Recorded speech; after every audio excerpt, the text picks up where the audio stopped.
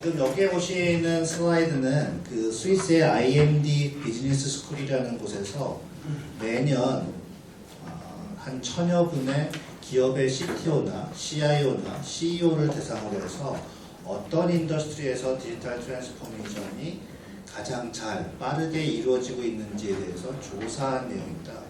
그래서 이 볼텍스라고 하는 건 이제 소용돌이죠. 즉 소용돌이 안쪽이 가까운 산업일수록 디지털 트랜스포메이션을 가장 빠르게 잘 하고 있다라고 하는 내용이 됩니다. 그래서 지금 2017년도의 자료를 보면 미디어 앤 엔터테인먼트가 디지털 트랜스포메이션을 빠르게 진행하고 있는 그런 산업으로 명시가 되어 있어요. 근데 우리가 그 피부로 느낄 수 있는 게 최근에 그 지상파 3사나 종편을 보면 영업이익이나 매출이 굉장히 떨어져 있습니다.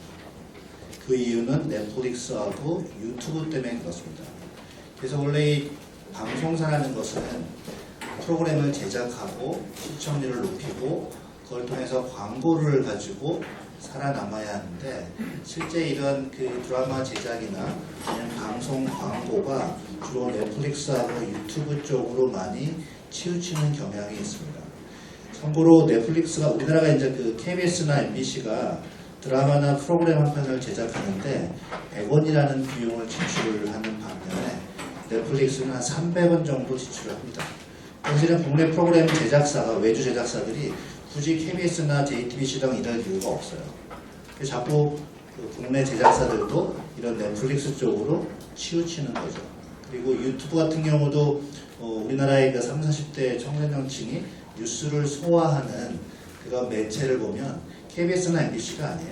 대부분 유튜브를 통해서 뉴스를 많이 시청하는 걸로 되어 있습니다. 어저께도 그 저녁 때 보니까 그 인사이트나 위키리스크 같은 보통 뭐 약간 그 기생 언론, 사이비 언론이라고도 할 수 있는 그런 얘기가 좀 나왔었는데 그만큼 우리가 인터넷상에서 이런 그 미디어를 통한 기존에 우리가 알고 있던 단방향으로 데이터를 전송하고 정보를 전송하던 그런 방송사로부터 어떤 미디어를 소화하는 게 아니고 이 양방향 커뮤니케이션을 할 수 있거나 보다 쉽게 모바일 형태로 미디어를 접속할 수 있는 그런 인더스트리 쪽에 많은 시간을 소비하고 있다. 근데 이게 미디어 쪽만 그런 건 아니고 리테일 같은 경우도 그렇습니다. 리테일 같은 경우도 우리가 예전에 그 CRM이라는 게 있었습니다. 커스터머 릴레이션십 매니지먼트라고 해서 실제 내가 나의 고객들을 관리하는 그런 소프트웨어가 있었어요. 오래전부터, 20여 년 전부터. 그래서 이 백화점이나 이런 그 리테일 분야에서는 나의 고객에 대한 정보를 분석하고 저장해서 그 고객의 타겟 마켓을 할 수 있는, 마케팅을 할 수 있는 그런 일들을 오랫동안 해왔습니다. 보통 우리가 백화점에 VVIP 고객으로 그 분류되어 있으신 분들은 보통 한 달에 한 5천만 원 정도의 그 소비를 하시는 분들이라고 합니다. 근데 보통 그분들이 그 현대백화점이나 이런 그 백화점에 오시게 되면 실제 대우가 사실은 달라요. 그 사람에 대해서 언제 왔는지, 어떤 차량 번호인지, 어떤 제품을 좋아하는지를 다 알아서 실제 그분이 어떤 뭐 루이비통 제품을 좋아하신다고 하면 그분이 루이비통 매장을 지나갈 때 그분이 좋아하는 광고 혹은 제품으로 디스플레이 화면을 바로 바꿀 수가 있어요. 실제 그런 서비스를 하고 있습니다. 그러니까 그 휴먼 어웨어, 즉 사람을 인지하는 거죠. 물론 그 고객을 인지하기 위해서는 스마트폰을 통해서 인지할 수도 있고 혹은 웨어러블을 또 제공해주고 그 웨어러블 가지고도 실제 인지할 수가 있어요. 그런 식으로 해서 서비스를 하고 있는 경우도 있고 또 호텔 같은 경우도 요즘에는 사람보다는 로봇을 많이 쓰고 있는 호텔들도 조금씩 나오고 있습니다. 어떤 그 호주에 있는 모 호텔 같은 경우는 그 엘리베이터를 타면 한 사람이 타면 I'm Not Alone이라는 음악을 틀어주고 두 사람이 타면 투어버스라는 음악을 틀어주고 세 사람 이상 타면 뭐 We All Together 뭐 이런 음악을 틀어줘요. 그럼 카메라가 그 사람을 카운팅하는 거예요. 그리고 우리가 실제 그 체크인 카운터에 가서 캐시어하고 대화를 통해서 뭐 룸키를 받는 게 아니고 다 인터넷을 통해서 이야기되면 거기다 전자키를 받아서 굳이 체크인 카운터 가지 않고 바로 룸을 향하고 내 핸드폰 가지고 방에 문이 오는 이런 형태들도 있고 또 층마다 로봇이 있어서 로봇이 실제 수건이나 간단한 물품들은 내가 콜을 하면 로봇이 갖다 주는 그런 호텔들도 있습니다. 그래서 이런 것이 점점 많아지고 있어요. 그래서 다양한 분야에서 디지털 기술들, 우리가 얘기하고 있는 AI나 로봇이나 아니면 빅데이터나 클라우드와 같은 혹은 디지털 트윈 같은 다양한 디지털 기술들을 활용해서 다양한 인더스트리에서 지금 사용을 하고 있다는 걸 이제 우리가 인지할 수 있고요. 그래서 최근에도 보면 우리 청와대에 보면 4차 산업혁명위원회가 있고 현재는 거기에 두 개의 분과가 있습니다. 하나는 스마트 시티 분과가 있고 또 하나는 스마트 팩토리 분과가 있어요. 그만큼 스마트 시티와 함께 스마트 제조도 실제 이 문재인 정부에서 강하게 드라이브하고 지원을 하고 있는 그런 분야입니다. 그래서 예전에는 그 공장 자동화하면 공장을 운영하는 데 필요한 설비를 만드는 회사들, 보통 ABB나 지멘스나 아니면 뭐 미쓰비시나 이런 다양한 공장 설비를 만드는 회사들이 있는데 이 회사들이 자기네 설비를 자동화하는 데 필요한 기술만 있었어요. 그래서 그걸 우리는 공장 자동화라고만 불렀죠. 근데 우리가 지금 얘기하고 있는 스마트 팩토리는 실제 원재료에서부터 R&D를 하고 설계를 하고 생산을 하고 공급을 하고 서비스를 하는 샵플로어에서 탑플로어까지에 이르는 엔드투엔드 모든 프로세스를 휴먼 인게이지먼트를 최소화하는 그런 것들을 스마트 팩토리라고 합니다. 그래서 보통 국내 대기업들, 즉 삼성이나 현대나 LG는 잘해요. 아마 어느 정도는 그 세계에서도 탑 클래스를 통해서 이런 자동화 사업들을 많이 해왔고 실제 삼성의 평택 반도체 공장에 가면 센서만 250만 개가 있어요. 그 센서에서 나오는 데이터들을 분석을 하고 그 분석을 통해서 수율을 높이려고 합니다. 수율은 뭐냐면 불량률이에요. 그래서 이 반도체 불량률을 0.1%만 줄여도 수백억을 남길 수 있는 거예요. 제가 최근에 그 CJ 햇반 공장을 스마트 팩토리 사업을 한 적이 있는데 CJ가 이 햇반을 1년에 만드는 쌀의 양을 8,400억 정도 사들입니다. 근데 햇반 보시면 130g이라고 되어 있을 거예요, 무게가. 근데 우리나라 소비자들은 거기에 1, 2g만 차이 나도 굉장히 업셋되시는 분들이 간혹 있으시잖아요. 그래서 생산할 때 10g을 더 넣어요. 그래서 140g 가지고 생산을 하고 생산하는 과정 중에 수분이 빠지거나 해서 무게가 줄어드는 거예요. 근데 최근에 공장의 온도나 습도나 이런 데이터들을 받아서 분석하고 그 분석을 통해서 그 10g을 줄일 수 있는 알고리즘을 만들어서 지금 작업을 하고 있어요. 그러면 그 매년 10g에 해당되는 그 추가되는 쌀, 추가하지 않아도 되는 쌀의 양이 수백억이에요. 8,400억을 매입을 하는데 쌀을 그 중에 10g이니까 따져보면 한 300억 정도 될 거예요. 근데 한 1, 20억이나 뭐 10억 정도 투자를 해서 그걸 줄일 수 있다면 사실은 와이 나시죠. 기업의 입장에서는. 네, 그런 측면에서 이 스마트 팩토리 분야의 중소기업들도 굉장히 관심을 가지고 어떤 안전이라든지 불량품에 대해서 줄이는 거라든지 아니면 환경을 개선한다든지 어떤 프로세스를 간소화한다든지 사람의 인게이지먼트를 최소화하기 위한 그런 일련의 일들을 하고 있습니다. 그래서 말씀드린 것처럼 이런 것들이 단순히 어떤 설비의 자동화만을 의미하는 것은 아니고 실제 엔드투엔드 전반적인 프로세스에서 사람의 인게이지먼트를 줄이고 그거를 통해서 생산성을 높이고 영업이익을 높이기 위한 그런 일련의 작업들을 하고 있고 그래서 정부에서는 그 스마트 공장 민간 협력 추진단이라고 있어요. 그래서 여기서는 영세 기업이나 중소기업들을 대상으로 해서 연 5천만 원, 그래서 기업이 5천만 원 되고 1억 가지고 실제 해당 공장에 다양한 제품들을 만드는 공장들이 많이 있잖아요. 실제 라이터를 만드는 공장이 있을 수도 있고 햇반을 만드는 공장도 있고 반도체를 만드는 공장도 있고 신발을 만드는 공장도 있고 종이를 생산하는 공장도 있고 다양한 공장들이 있는데 이런 공장별로 그 업무나 프로세스에 맞게 그런 것들을 제공해 줄 수 있도록 국가에서 지원 사업들을 하고 있습니다. 그래서 이 공장 안에 가보시면 실제 이 설비들이 그 PLC나 DDC 컨트롤러라고 하는 게이트웨이 제품에 물려 있어요. 우리가 인터넷에 붙일 수 있는 디바이스들은 여러분이 가지고 있는 핸드폰이나 태블릿이나 노트북이나 서버 같은 CPU나 메모리나 혹은 네트워킹 모듈을 가지고 있는 좀 값이 비싼 스마트 기기만 유선 혹은 무선으로 인터넷에 붙을 수 있어요. 여전히. 근데 우리가 이런 뭐 빔 프로젝트나 센서나 책상이나 신발이나 여러분이 입고 있는 옷들을 인터넷에 붙여서 내가 핸드폰으로 컨트롤하고 제어할 수 있으려면 사실은 그 중간에 게이트웨이라는 제품들 혹은 장비나 솔루션들이 필요합니다. 그래서 이 게이트웨이들을 통해서 이런 센서들을 붙이고 기존의 공장에 있던 제어기들을 붙이고 거기서 생성되는 데이터를 기반으로 해서 분석을 합니다. 그래서 인공지능이나 AI 같은 딥러닝 기술을 통해서 분석을 하죠. 즉 불량품이 났을 때 그 당시에 온습도 조건이 어떻게 됐고 기타 장비의 바이브레이션, 진동 상태가 어떤 조건이었고 이런 조건 데이터들을 분석을 하는 거예요. 그런 분석을 통해서 이런 환경에서는 불량품이 나는구나. 이런 환경을 줄이기 위해서는 어떻게 해야지. 이런 넥스트 프로세스를 밟을 수가 있는 거죠.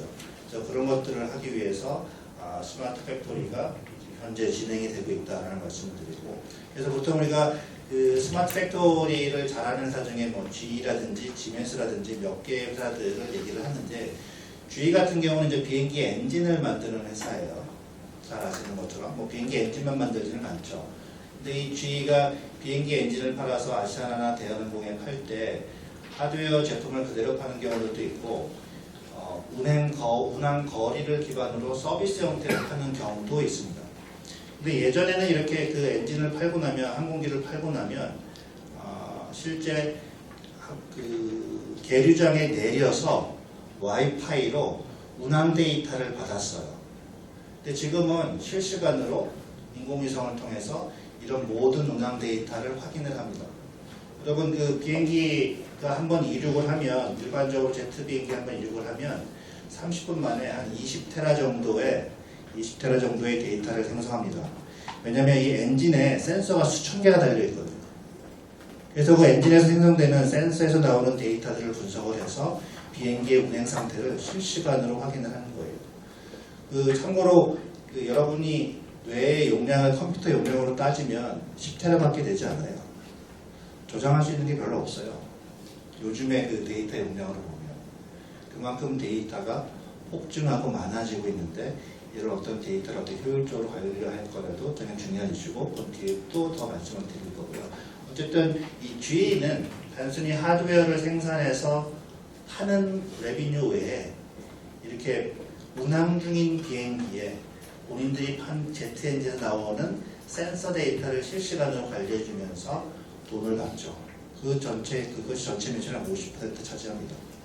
그래서 이렇게 그 디지털 기술을 활용을 해서, IoT 기술을 활용을 해서 새로운 비즈니스를 만들어가는 게 현재 민간의 추세다라는 걸 말씀드릴 수 있고, 이렇게 제조뿐만이 아니고 농업 분야에서도 지금 상당히 관심을 가지고 디지털 트랜스포메이션을 하기 위해서 노력을 하고 있습니다. 사실은 뭐 일본이나 유럽이나 미국 같은 경우는 한 2010년 초부터 다양한 정책을 내놓고 그 정책을 기반으로 해서 디지털 기술을 접목을 하고 그 디지털 기술을 활용해서 생산량을 늘리기 위한, 그리고 어떤 농민의 소득 증가를 위한 다양한 노력들을 해왔습니다. 그래서 우리가 보통 그 스마트팜 혹은 이런 그 스마트 농업의 선두주자라고 얘기하는 네덜란드를 보통 얘기를 많이 합니다. 그래서 네덜란드의 바이닝엄에 가보시면 인구는 한 3만 5천 명 정도 내외밖에 안 돼요.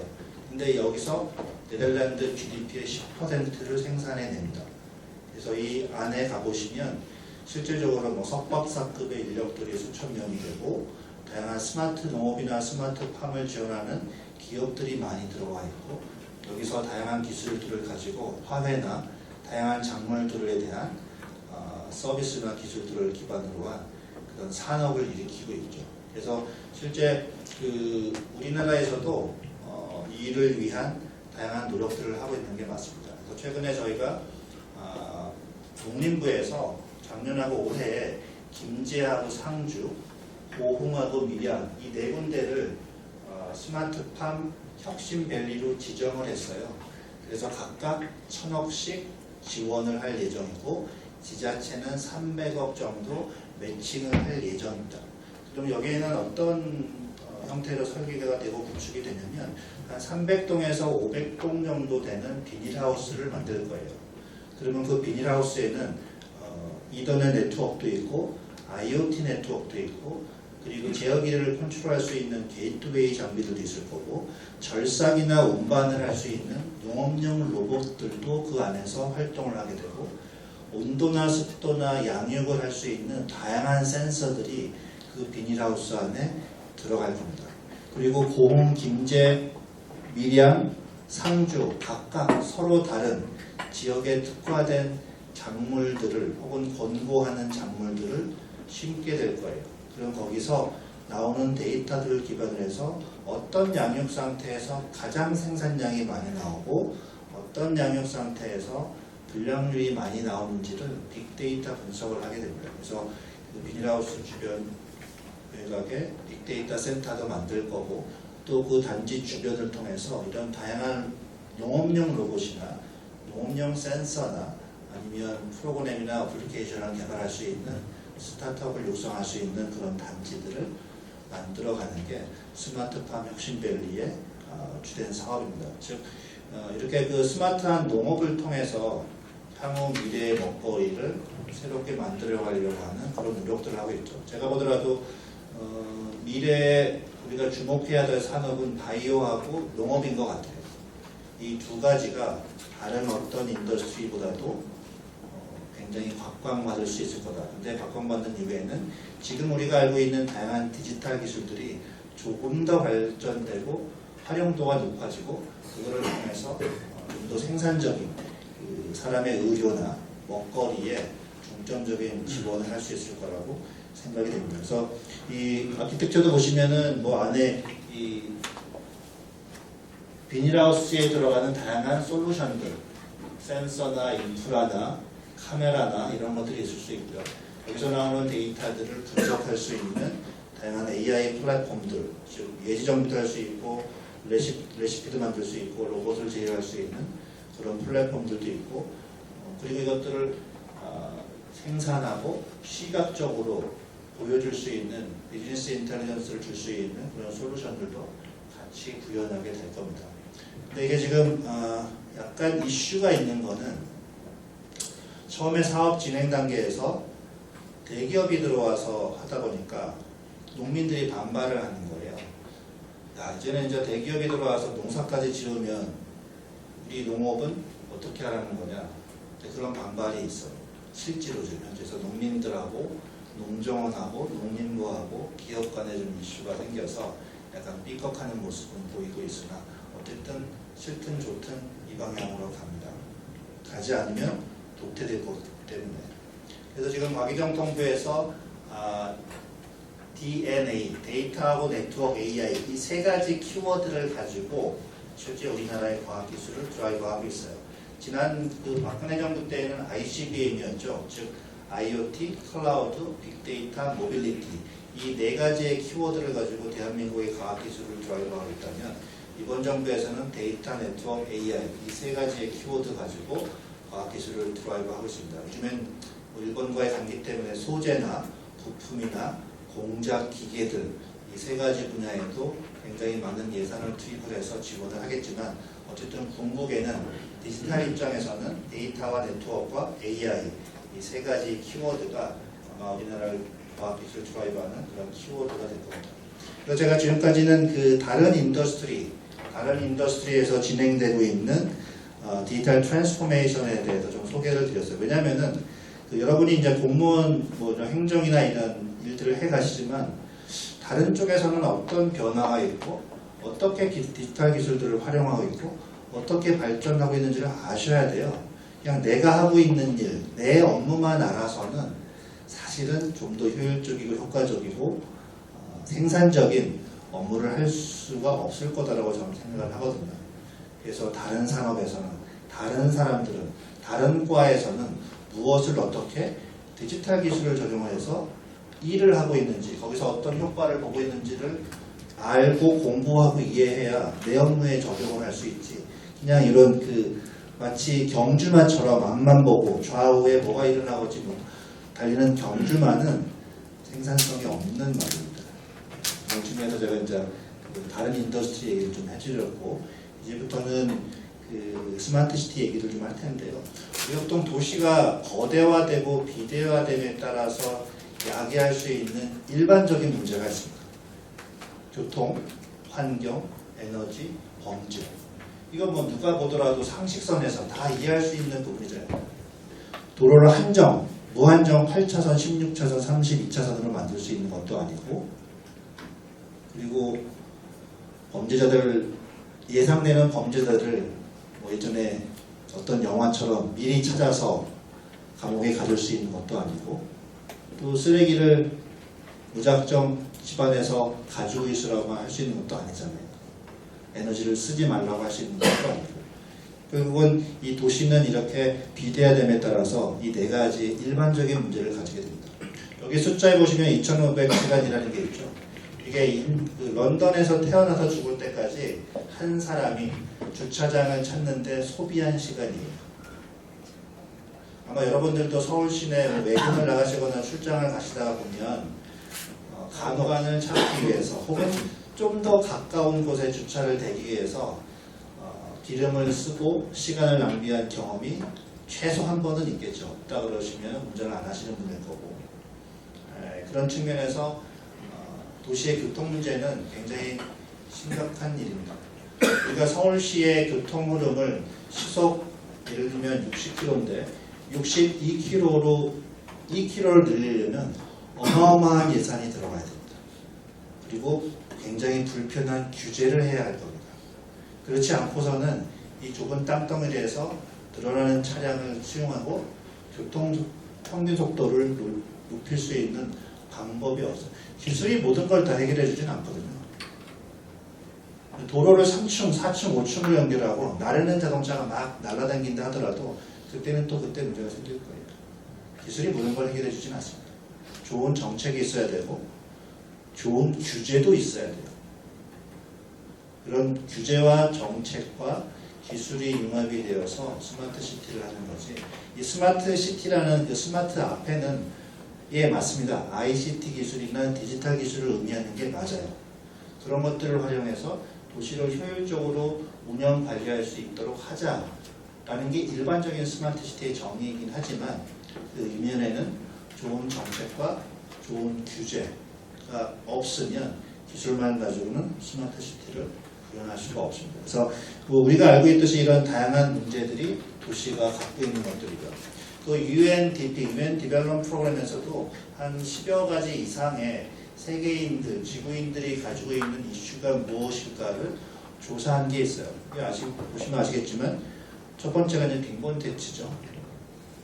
사실 뭐 강남에 사시는 분들이나 여러 직장에 계신 분들이나 어느 정도는 중산층 이상일 거예요. 근데 제가 얼마 전에 이제 윤수미 시장을 만나서 윤수미 시장 얘기 들어보면 성남 판교에는 페라리나 포르쉐 타고 다니는 20, 30대 젊은이들이 날아다니는데 원도심, 구도심에 가보면 여전히 60, 70대 할머니가 리어커를 드시고 페이지를 줍고 다니시는 걸 많이 볼 수 있습니다.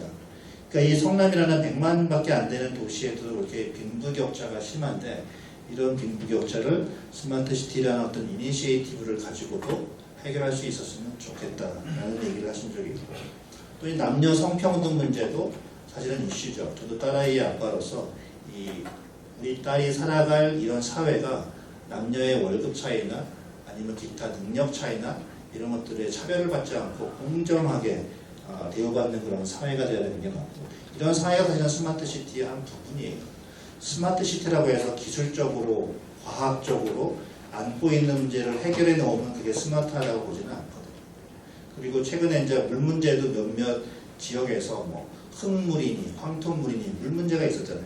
그런 물 문제도 있고 또 이런 정규직과 비정규직의 문제 다양한 문제들이 지구가 국가가 도시가 구청이 안고 있는 겁니다. 그래서 이걸 좀 더 내로우다운 시켜서 제가 그 경기연구원에서 나온 자료를 보면 경기연구원에서 경기도민을 대상으로 해서 서베이를 좀 했죠. 경기도가 스마트 시티 사업을 한다고 하면 어떤 분야에 관심을 가지고 중점적으로 했으면 좋겠느냐. 복수응답을 가능하게 했기 때문에 우리가 일반적으로 알 수 있는 이런 교통이나 의료, 환경, 재난, 에너지 일자리, 문화, 교육 이런 분야에서 뭔가 기술적인 접근 혹은 스마트한 정책적인 접근을 통해서 문제를 조금씩이라도 해결해 주었으면 좋겠다라는 얘기를 했었고, 이거를 경기도의 또 하나의 지역인 의정부시를 좀 내로다운 시켜서 보시면 의정부시가 안고 있는 문제들을 좀 확인할 수 있습니다. 초고령화, 경기도 내에서도 의정부시가 고령화 사회인데, 그러니까 이 스마트시티 정책이나 사업을 할 때 그 지역의 인구 분포를 고민하지 않을 수가 없어요. 사회적 약자가 어느 정도나 있는지, 중산층이 어느 정도 있는지, 빈곤층이 어느 정도나 있는지, 이러한 인구 분포나 대비를 가지고 그 사람들의 적합한 정책이나 서비스를 해야지